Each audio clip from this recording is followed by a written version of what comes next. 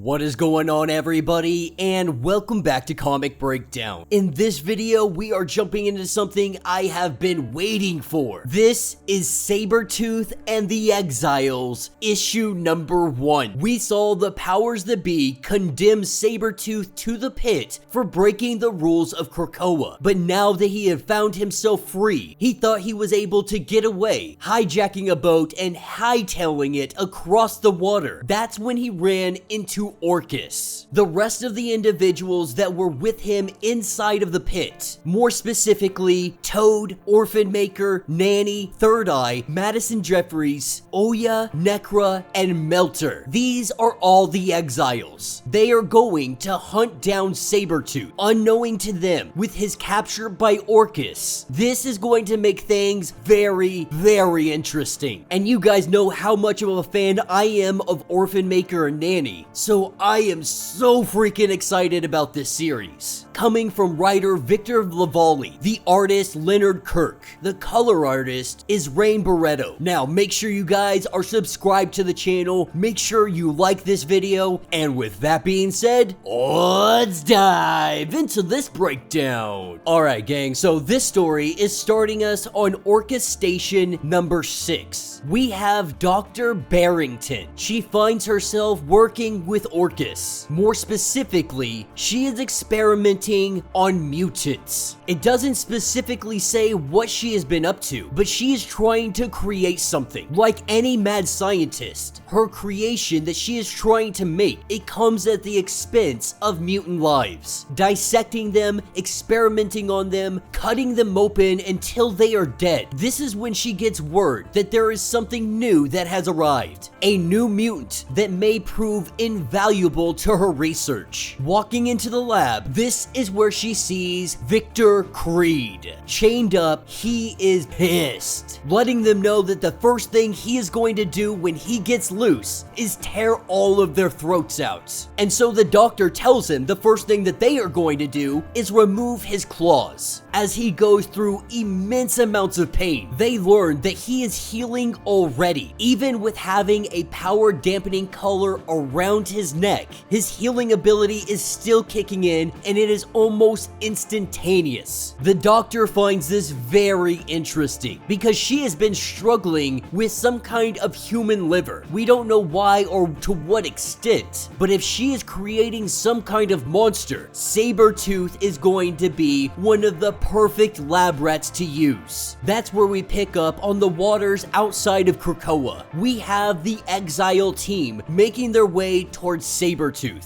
Third Eye having a connection with Sabretooth. He is able to sense at least in what direction Sabretooth has gone. Having this conversation with Toad. Toad is still very much unconvinced that Third Eye actually knows what he is doing. Down below deck, that is where we have Necra and Oya. Oya is not really sure that she even wants to get vengeance on Sabretooth. The truth is, all of them had been thrown into the pit. She wants to get as far away from Sabretooth, Krakoa, all mutants as fast as she possibly can. Necra, on the other hand, she wants some vengeance. And so while the Exiles make their way across the water to Sabretooth, we are taken back to the doctor's laboratory. She had cut open Victor Creed and she took out his liver. All of her experiments have been facing one singular hurdle, the human liver, something that she hasn't been able to overcome yet. That, of course, is until Sabretooth was washed up onto their shore.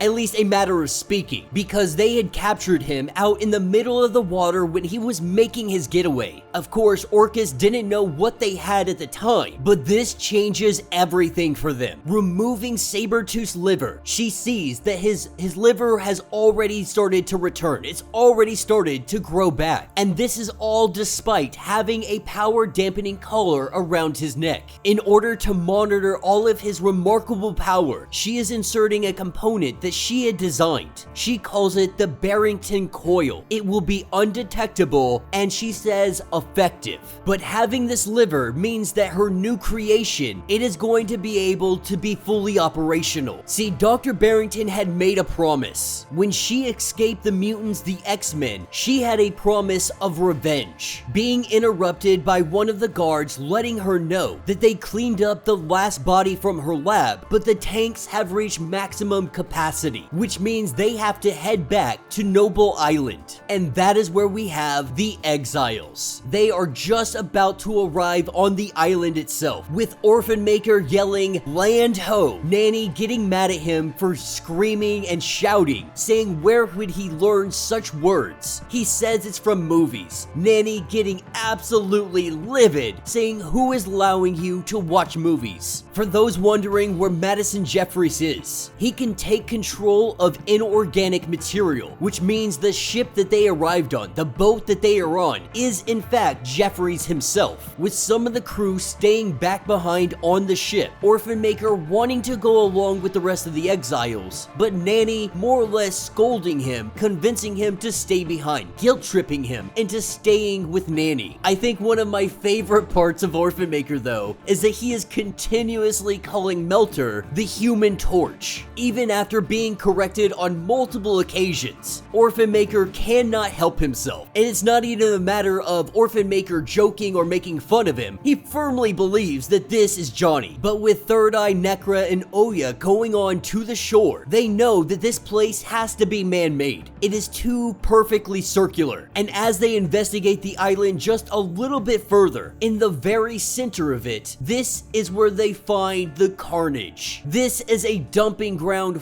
full of dead bodies of mutant kind. This is where they have been dumping all their experimentation. Every time they cut up the mutants and they experiment on them, they die. This is where they bring them. This is a mass grave. This is when Third Eye senses the Orcus ship, believing that they gotta get out of here as quickly as possible. They don't have much time before the ship arrives circling above them. This is Station 6. As they hightail it back to the boat, we see the boat transform into something a little more formidable. This is pretty much a giant version of Orphan Maker. As they prepare for battle on board Station 6, this is where we see her creation coming to life, coming back online. At one time, this person's name was Commander Kruger, but now it is something much more. This is what she refers to as the creation. And the creation is about to be tested. There are mutants down there on the island, the natural enemy of every rational human being according to the doctor, letting the creation know that if there are any candidates that you believe I should be experimenting on or could be benefiting Orcus, you bring them back up to me. Jumping down, this is where the Exiles go into combat, launching everything they have directly at the creation. Whatever powers that this thing has been imbued with,